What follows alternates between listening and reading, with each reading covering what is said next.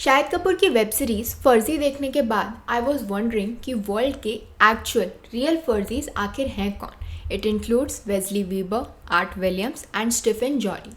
ये तीनों के तीनों ही वर्ल्ड रिनाउंड काउंटरफिटर्स हैं जिन्होंने अपनी आर्ट से अपनी कंट्री की इकोनॉमी को हिला के रख दिया था। आज जिस टॉपिक पे हम बात कर रहे हैं ना सिर्फ वो रेलेवेंट है बल्कि फैसिनेटिंग भी है।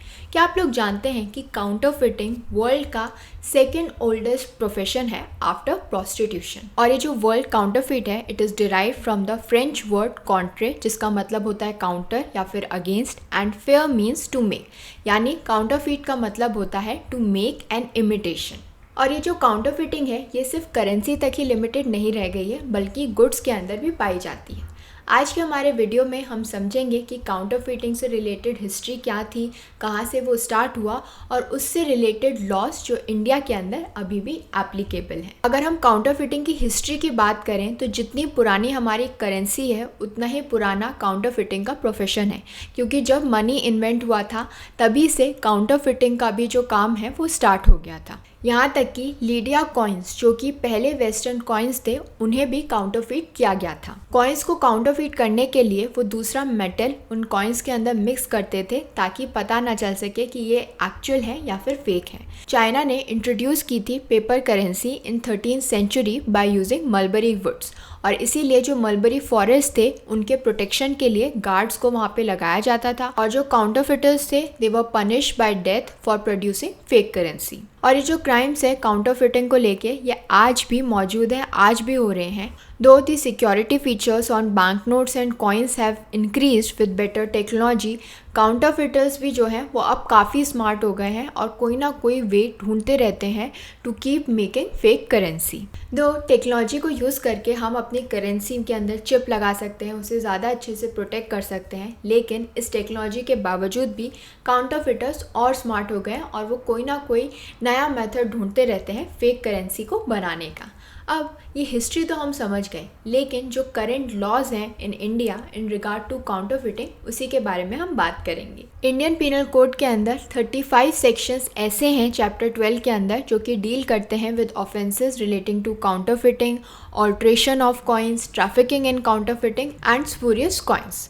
अगर हम काउंटरफिटिंग कॉइन की बात करें तो इंडियन पीनल कोड के अंदर कहीं पर भी काउंटरफिटिंग कॉइन को डिफाइन नहीं किया गया है, लेकिन according to section 28 of the British forgery and counterfeiting act 1981, जो काउंटरफिट कॉइन होता है it means a coin without genuineness, यानी ऐसा कॉइन जो कि जेन्यून नहीं है, एक्चुअल नहीं है, लेकिन रिजेंबल करता है, ऐसा दिखता है जैसे कि वो जेन्यून कॉइन है। बिल्कुल एग्जैक्ट ऐसा कुछ बनाना जो कि हमारा करंट कॉइन जैसा है लेकिन एक्चुअली में वो जेन्यून नहीं है, वो एक्चुअल नहीं है।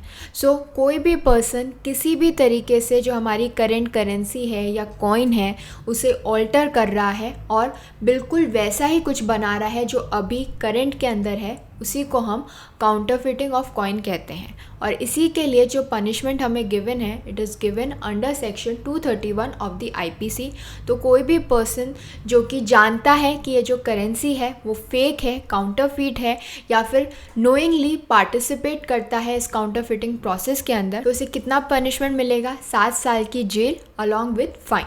सो ये जो 7 साल की पनिशमेंट है ये उन लोगों के लिए है जो किसी भी तरीके की काउंटरफिटिंग के अंदर इन्वॉल्व है, यानी कोई भी करेंसी, ज़रूरी नहीं है कि इंडियन करेंसी ही हो, अगर वो फॉरेन करेंसी की भी काउंटरफिटिंग के अंदर इन्वॉल्व हैं तो उन्हें इतनी सज़ा मिलेगी। लेकिन अगर कोई भी पर्सन इंडियन कॉइन की काउंटरफिटिंग के अंदर इंडल्ज पाया गया तो उसकी पनिशमेंट जो है वो ज़्यादा होगी, और वो हमें गिवन है under section 232 of the Indian penal code. उसके अकॉर्डिंग वो पर्सन जो कि इन्वॉल्व है इंडियन कॉइन की काउंटरफिटिंग में उसे कितनी पनिशमेंट मिलेगी? 10 साल की जेल अलॉन्ग विद द फाइन।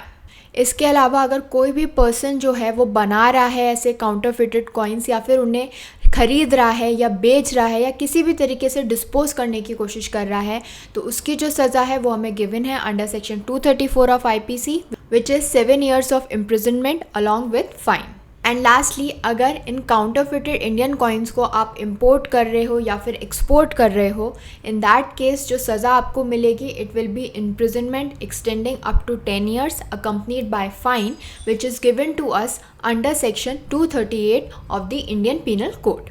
ये जो काउंटरफिटिंग होती है ये सिर्फ करेंसी पर ही नहीं, गुड्स पे भी एप्लीकेबल होती है। According to Organisation for Economic Cooperation and Development, $500 billion is lost to counterfeiting every year, which is 3.3% of the world trade. और वो ब्रांड्स जो इस काउंटरफिटिंग से सबसे ज़्यादा अफेक्टेड है वो हैं US, Italian, French and Swiss brands. अगर हम गुड्स की बात करें तो the most counterfeited goods includes footwears, clothing, leather goods, electronics, watches etcetera. और बाकी जो है उसमें परफ्यूम्स, कॉस्मेटिक्स, टॉयज, ज्वेलरीज सब कुछ तो इंक्लूडेड है ही। सो वी कैन सी जो सबसे ज़्यादा काउंटरफिटेड गुड्स हैं वो हैं फुटवेयर्स विच इज़ 22%। और इस काउंटरफिटिंग ऑफ गुड्स की वजह से ना सिर्फ वर्ल्ड वाइड बल्कि इंडिया की पोजीशन पे भी काफ़ी असर पड़ा है। और इसीलिए फिक्की ने एक रिपोर्ट निकाली थी titled illicit trade fuelling terror financing and organised crime, जिसके अकॉर्डिंग इंडिया पर काफ़ी असर पड़ा है, काफ़ी लॉस ऑफ एम्प्लॉयमेंट हुआ है due to the rise of counterfeit.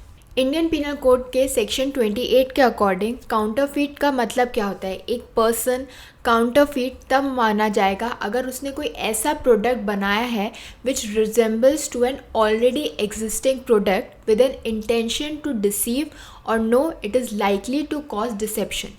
यानी आप किसी चीज़ का इमिटेशन बनाएं। हमने बहुत बार जो हमारी वेबसाइट्स हैं या फिर इनफैक्ट जब हम मार्केट के अंदर जाते हैं तो देखेंगे जैसे नाइकी के शूज़ हैं, एग्जैक्ट उनका रेप्लिका, कुछ थोड़ा सा उसके अंदर वो कुछ डिफरेंट कर देंगे। जैसे नाइकी का जो ट्रेडमार्क है विच इज़ अ टक, उसके अंदर थोड़ा सा कुछ डिफरेंस कर देंगे तो आप वो नहीं पहचान पाओगे कि वो नाइकी के हैं या डिफरेंट है। तो इस तरीके का अगर कोई भी पर्सन जो है कोई प्रोडक्ट बना रहा है विच इज़ डिसेप्टिव या एग्जैक्ट रेप्लिका है तो उसे हम क्या बोलेंगे? उसे ही हम काउंटरफिट बोलेंगे according to section 28 of the Indian penal Code. Counterfeiting को हम चीटिंग भी कंसिडर कर सकते हैं under section 415 of the Indian penal Code. तो कोई भी पर्सन जो इस तरीके की चीटिंग करता हुआ पाया जाता है तो उसे सज़ा मिलेगी और वो सज़ा उसको जो मिलेगी it will be imprisonment for a term which may extend to 1 year or with fine or with both. So we can see कि ये जो काउंटरफिटिंग है ये किस तरीके से हमारी इकोनॉमी पे असर डालती है और क्यों इसके बारे में समझना ज़रूरी है।